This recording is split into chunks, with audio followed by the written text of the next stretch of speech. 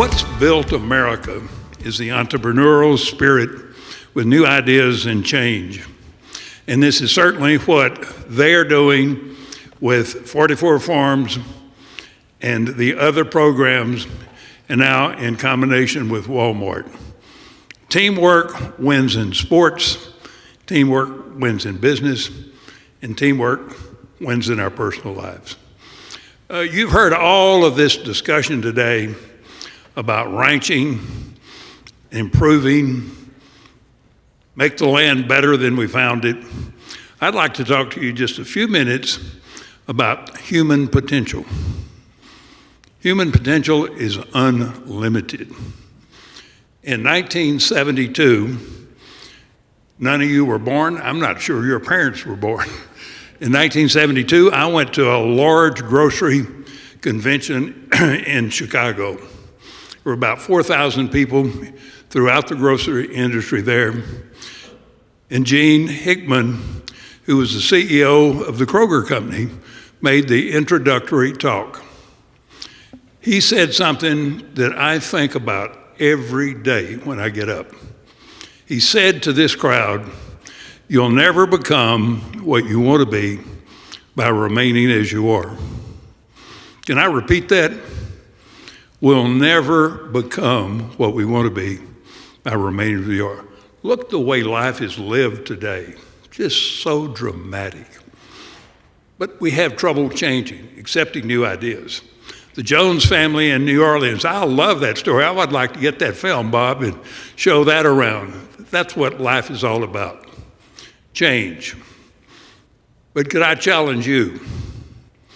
Think what you do each morning for the first 30 minutes you're up.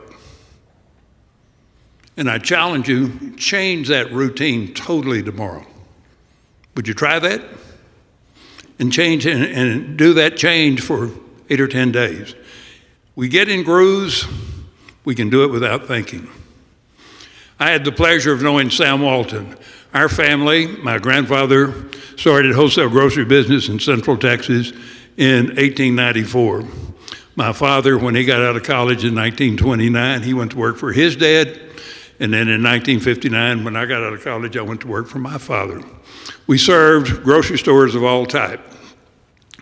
But I got to know Sam Walton. And I heard him tell this story several times, that Sam owned in northwest Arkansas, a rural area, he owned 9 Ben Franklin stores. Anybody remember Ben Franklin stores? Small community. They used to be called dime stores or general stores. He owned 9 of them. He told a story that he read an article in a Chicago paper that in 1960, the Kresge companies, anybody remember them? They owned small stores all over the Midwest, small department stores, that they had opened a new store right outside of Detroit in 1960. And it was called Kmart. Anybody remember that? Or was that before your time? Sam saw that article in a Chicago paper, told his wife Helen he was going to go to Detroit and see a Kmart store. I heard her say, "Man, I thought he was just goofing off." So Sam did that, came home, told Helen, said, "We're going to sell all 9 of these Ben Franklin stores, and we're going to open a discount store." And Helen said, "What in the heck is a discount store?" That's the history. In 1962 in Rogers, Arkansas, Sam Walton, by himself, opened the first discount store. Wasn't dramatic, but it was the beginning. Look at it today. Largest retailer in the world, the largest corporation in sales, $587 billion. No one other company in the world is half that size, and they have over 2 million employees. All started in Rogers, Arkansas in 1962. Change is part of the future. So I'll challenge you, if you'll look at your life, how you're living, and how do I better prepare to better serve myself and our fellow man. I've heard a number of you talk about it today. We are our brother's keeper. We're in business to be successful, expand our business, but we're in business to help other people. And sustainment is certainly a vital part in that. So I would really challenge you as you go forward. As we look at change and new ideas, do we really think about things? Bob and I had a speaker that was a good business leader that worked with our company. His name was Louis Timberlake. I heard him say several times, the sad part of life that most people don't plan. They just live day to day, year to year. He said the sad part of life that most people will spend more planning on their annual vacation than they will their life. Said if they think they're going to take their children this July to Hawaii, they plan the airline and the reservations, the hotel, what they're going to do, and how they're going to raise the money to do it. They're planning, but they don't plan their life. They get pushed around. So I think as we're talking about the human potential today, plan your life, set goals. And that's what I've seen so many successful people do. They have goals, they proclaim. Sam Walton said, I'm selling 9 Ben Franklin stores, get out of that business, and I'm going to get into the discount business. He moved aggressively. And that's what each of us need to do in our life, set our goal. But I challenge you, the most important goal to set is about yourself. Who are you? What do you really want to do and what you get excited about? I love the professor from Cal Poly talk about his students wanted to become you. That was exciting. You have your own job and you think there's nothing exciting, nothing meaningful, it's day after day, but you're not looking ahead. Make it that way. Other people want to do, learn, and exhibit things that you do. So set goals, small goals to start with, bigger goals. But I think the most important goal is about yourself, your faith.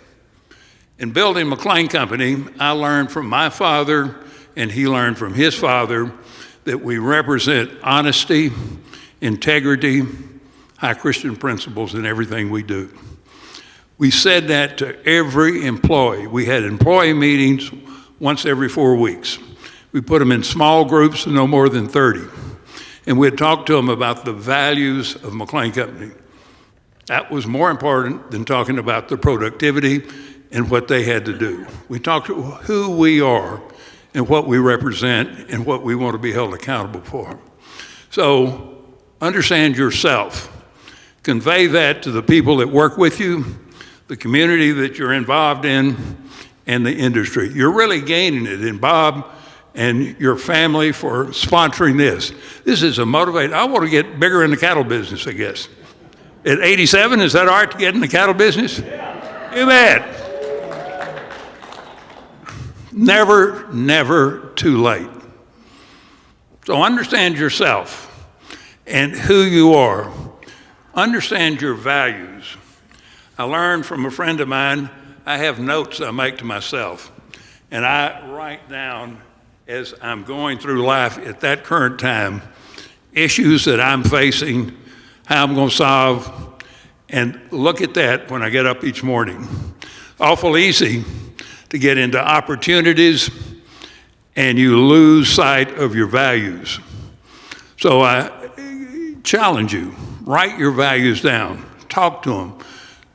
Talk to your family about what your values are, and talk to all of your employees, and talk to the vendors that you get to know of who you are and what you want to accomplish. The human potential is totally unlimited. And I think that's what, with the technical ideas that you've gotten today, that's what can really begin to add so much sparkle and excitement. Bob asked me to mention a few things about Walmart, a magical company. We're based in Central Texas, Temple, Texas. I heard in the late 70s about a retail store in Arkansas Missouri and Oklahoma called Walmart. Didn't know anything about them.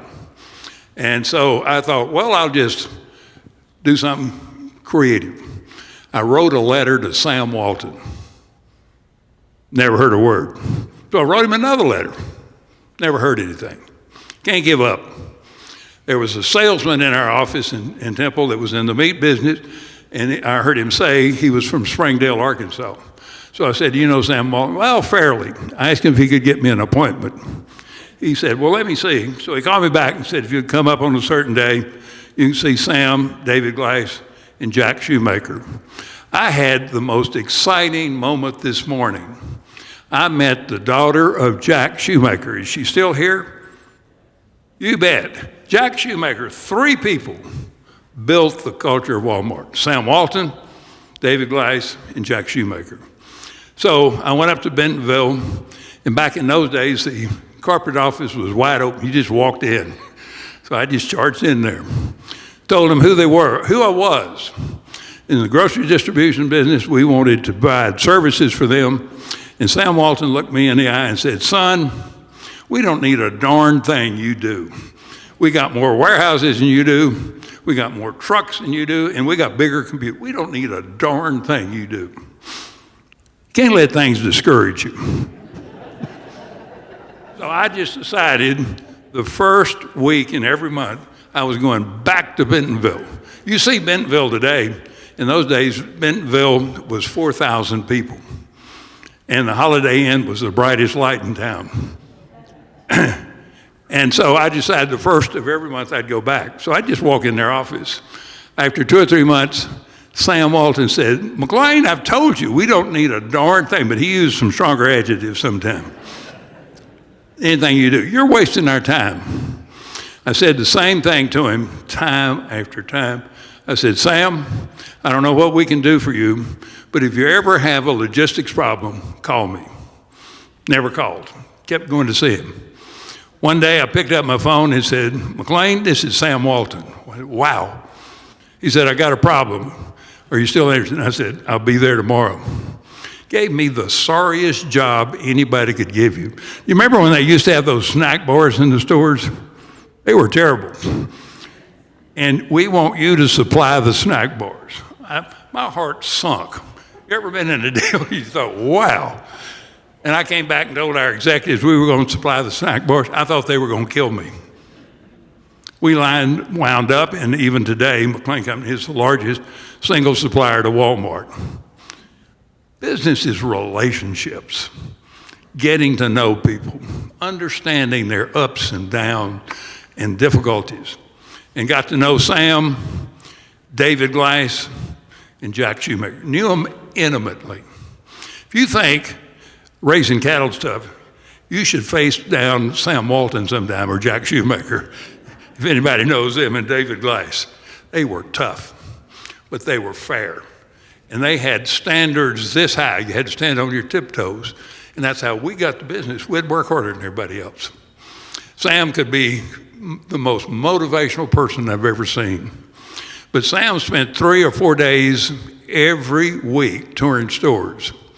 And he'd be at a store, maybe in Mississippi or New Mexico, and something that we supplied wasn't right. So who do you think the store manager blamed? Us. Well, I'd pick up my phone, and Sam was yelling so hard I had to hold the phone this far away. He wanted exact good things to happen.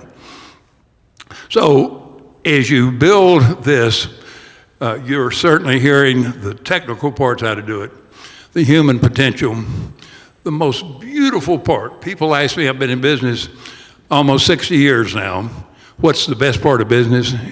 Relationships. Relationships of all types.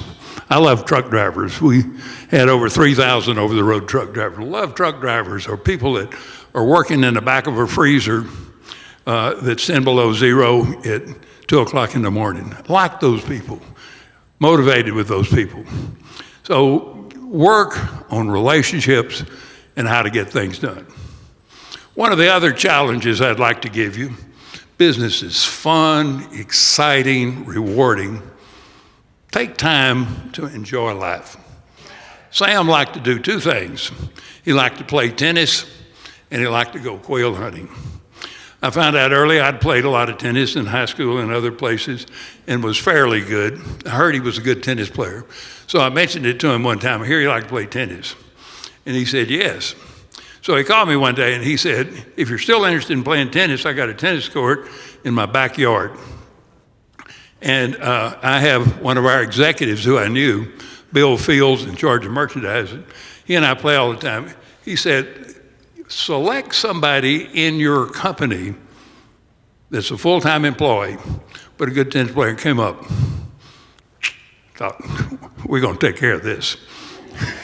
So we went up, and we really won. Sam was so mad. He came up to me and said, McLean, I'm going to be at your office at 8 o'clock in the morning, and if McGoldrick is not on the payroll, you're never going to do any more business with us. Luckily, Earl was a good player, and he was in charge of our computer system. Sam had fun, though. Sam loved to quail hunt, and he would invite me to go quail hunting. I remember the first time I thought he invited me to go to quail hunting. Sam was known then as the wealthiest person in the world. And if you know, down in Foul Fjords in South Texas, some of the best quail hunting. And I'd heard the oil companies and others had very elaborate hunting facilities, French chefs, good stuff. So Frank, Sam asked me one day, he said, meet me in Foul Fjords and we'll go hunting. He said, I got a place down there. So I got in his pickup with old Roy and his dogs are just barking like crazy. And we went, and he pulled up, and there were two old used mobile homes. Oh, they smell bad.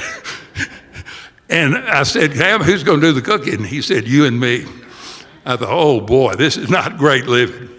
But the best time was Sam, quail hunting. He called me one day and said, a company we do business in New York has a very elaborate quail hunting place down in Foul Furious, and you and I can go down there and hunt with them for 2 days, or 3 days. And so we got there the first night, and our host, there were about 15 other people there. Our host said, well, we're going to get up at 4 o'clock in the morning. We're going to go out at 5 o'clock, and we have trucks that have stands on them, and the dogs will go with us, and you'll hunt from the trucks. You don't have to walk through the difficulties out there in the woods. And so I thought, that's not going to be bad. Well, Sam had brought his dog, old Roy, and 2 others. And Sam told the host, he said, Drayton and I don't want to hunt in those trucks. We want to walk. I thought, what? I thought, man, what do you think? So I said, Sam, why are we doing it? He said, that's not hunting. This is real hunting. So the host told us, he said, when you go out and hunt, be back at 11 o'clock. We're going to have a big lunch. We're going to take a nap. We'll go back hunt again at 4 o'clock. So Sam stood up, said, Drayton and I are not going to take a nap. We're going to go hunt, and we'll be back at 4 o'clock to go again with you. I thought, what have I gotten myself into? So those are relationships that last a lifetime. And that's one of the beauties. You can't put that in the bank, but that's what really lifts your life. Said again, think of the human potential. We live in such a marvelous, marvelous age, and we don't really realize how fortunate we are.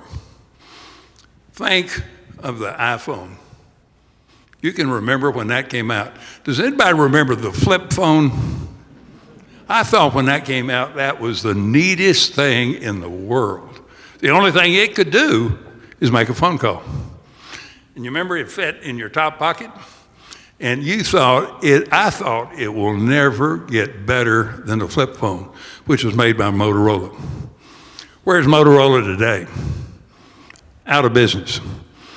They didn't think about the iPhone that can do 40 different things. Technology is there. Powerful new ideas are there. We should be concerned about that. And the raising of the cattle will stay the same. The marketing of the cattle is what's going to change. And as you see, retailers, and I'm involved in retailing, wholesaling, distribution, And as a retailer, about 40% of food retailing is online now. What will it be of these young people that are in high school and college? Are they going to want to go to supermarkets? What's the distribution system going to look like in 10 years, in 20 years, in 30 years? It's going to be totally different. I'm not sure how it's all going to be. But we got to get ready for change. So if I can encourage you in anything, prepare for change. The other one that's so important is think about the human potential each of us have. We're inventive. We have people from all over the world, probably a lot here. Walmart is a total global company.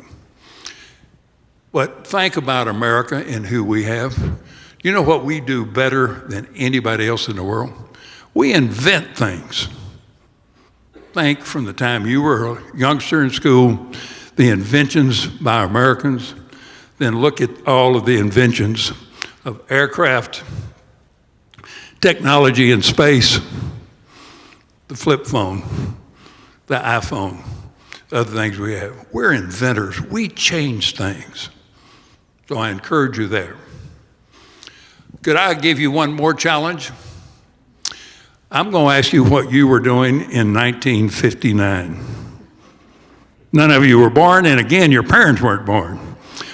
I was finishing an MBA program in Michigan State University. When we started 2 years earlier, there were 72 of us in the program. And we had really, I thought, and the others thought, we had really worked hard for those 2 years. Case studies and all of the other things we had to do in that 2-year MBA program. Just before we were ready to graduate, the dean of the Graduate School of Business brought us all into a small room. There were 72 of us.